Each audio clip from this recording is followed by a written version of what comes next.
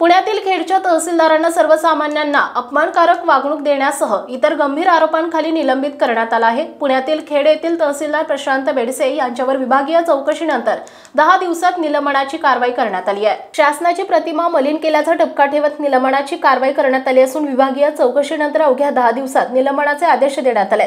सोलापूर जिल्ह्यात मोहोळचे तहसीलदार असताना कोरोना नियमांचं उल्लंघन करणं तसेच त्याच काळात सर्वसामान्यांसह वकिलांना अपमानास्पद वागणूक दिल्याचा त्यांच्यावर आरोप आहे। तहसीलदार प्रशांत बेडसे यांच्या कृतीने शासनाची प्रतिमा मलिन झाल्याचा ठपका ठेवत त्यांच्यावर निलंबनाची कारवाई करण्यात आली आहे। पुण्यातील खेड तहसीलदार प्रशांत बेडसे यांच्या विरोधात आलेल्या तक्रारी गंभीर असल्याने महाराष्ट्र नागरी सेवा नियम 1979 मधील नियम 8 नुसार त्यांच्यावर चौकशीचे आदेश देण्यात आले होते। या प्रकरणी चौकशी अधिकाऱ्यांचीही नेमणूक करण्यात आली होती। यानंतर विभागीय चौकशीच्या अनुषंगाने त्यांच्यावर कारवाई करण्यात आली आहे।